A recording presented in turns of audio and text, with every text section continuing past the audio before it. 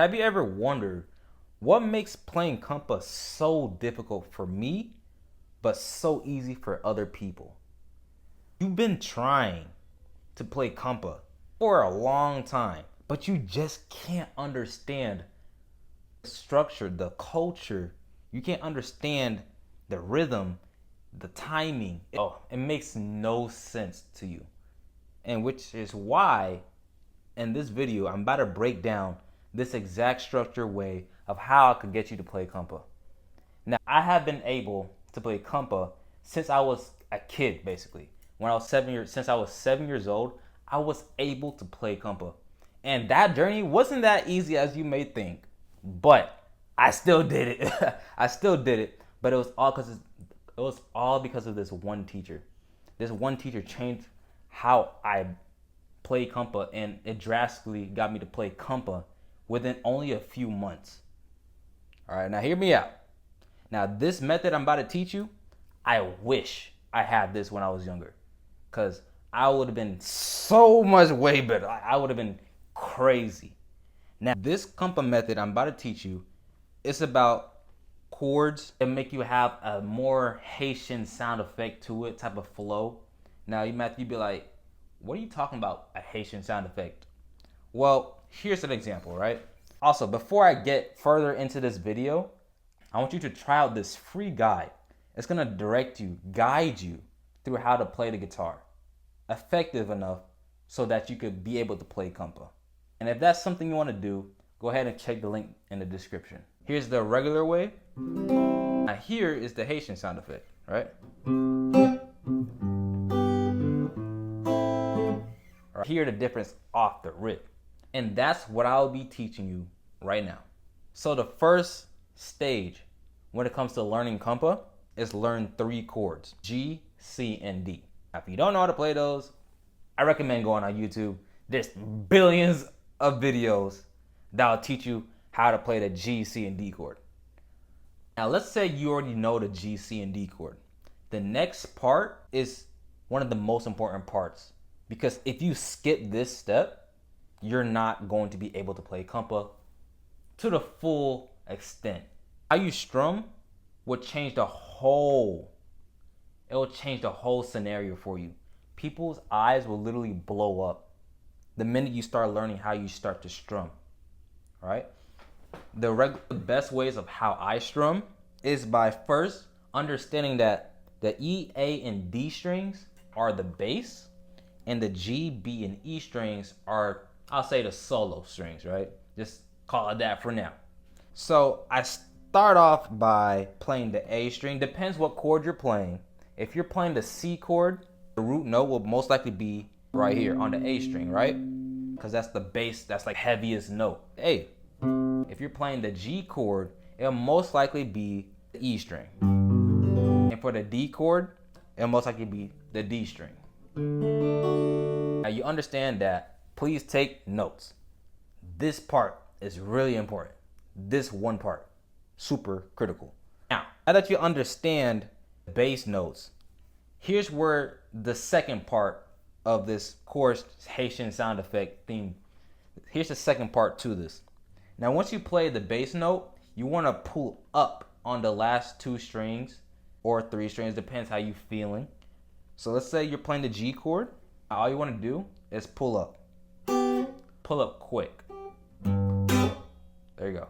All right. As you could tell, my palm moots the string. As the minute I play it, I stop it with my palm. The minute I play the G string, I palm the last 3 strings. So this is basically a whole cycle. It starts from playing the bass, playing the solo strings, and then move. And the moment you practice this, you keep practicing this. You don't really have to play the C or the D chord. Just practice the G chord and get really good at that one cycle loop. Bass, solo, and then palm move. All right? And once you get really good at that, then I'll say that's when you're ready for the second part, which is combining the C and the D. Because if you put everything together, your brain doesn't like to be overloaded with information. So the moment you break it down to just one chord, your brain's gonna be like, oh, that's super easy. I can do that. That's super easy. So just by breaking it down, you're making it easier on yourself. And once you got the G chord pattern down, and move on to the C chord, which is gonna be putting your third finger on the A third fret, because it's the heaviest note, it's the bassest bass, the bass, the root note, whatever. And then the D chord, you're gonna play the D string. As you can tell, I'm doing the same process over and over again. For each chord, I do the same process. Bass, solo, and palm move. All right? Now this is one of the parts. That's just the basic of the basic. The basic of the basics. And this works if you already know how to transition. But let's say you don't know how to transition.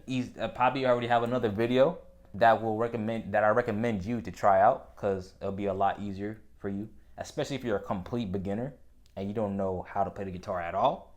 Definitely recommend you check that video out. We got one more step that's crucial in order to get this full Haitian sound effect.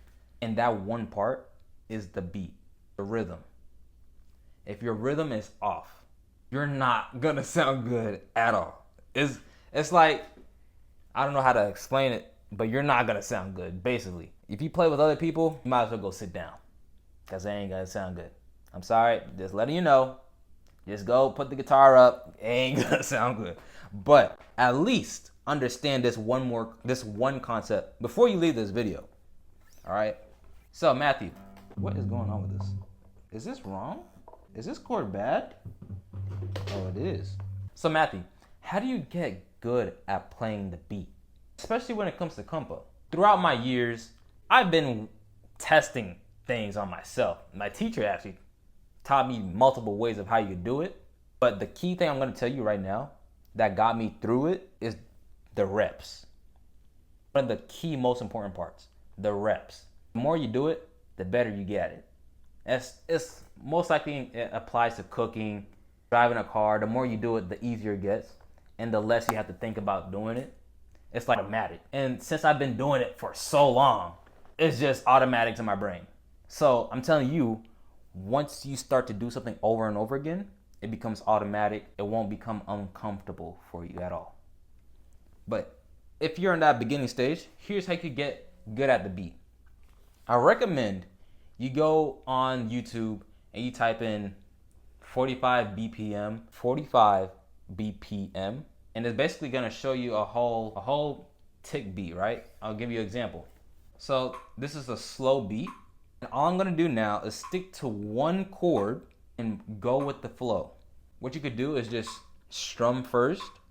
And once you're on time with the strum, that's when you could add in that Haitian sound effect, right?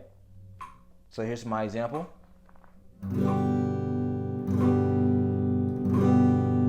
Once you get good at that, then add in the Haitian sound effect. Like I said, break things into pieces to make it easier for your brain. All right, here it is.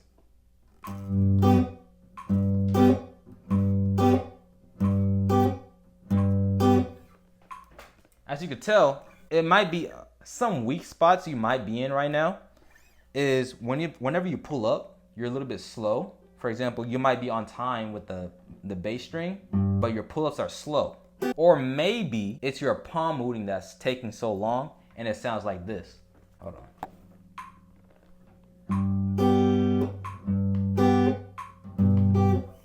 So as you can tell, there are three parts into this. So if you really break it down to pieces, if you just break it down, everything to pieces, I would recommend you start with just strumming. Then once you get the strumming good, then add the Haitian sound effect, which is just the bass. Don't worry about the palm moving yet until you're comfortable with just pulling up and the bass. That's when you can add in that last final thing, which is the palm moving. Because if you do everything at once, it's gonna get overwhelming. Your brain is going to explode. You just probably don't want to do it anymore. And I really get you at this point, because the guitar can be hard if you're doing everything at once. I get it. You're trying to learn to play Kompa real quick, real fast, especially as a beginner. You're trying to just get everything through it. You just want to get every lesson in and be as quick as you can to play Kompa. But that's not the best route. It's gonna hurt your brain. If you take things by pieces, especially for the long term, your progress will be a lot faster, especially if you're not rushing through it. If you rush through things, it causes you to make more mistakes. It might sound a little crazy. For example, if you're trying to find a girlfriend and you just really want to play the girlfriend right now, and you just see a girl on the street, boom, I found you. It's not really the best girlfriend you could get. And this applies to the guitar. If you're rushing, yo, I gotta play Kompa now. That's where mistakes comes in. So the best thing I would recommend you, break it down into pieces. All right? So now, once you got the Haitian sound effect and now you got the beat part together, those are two separate things. I'm not even gonna tell you the rest because there's way more to it. And if that's something you want to do, go ahead and check the link in the description.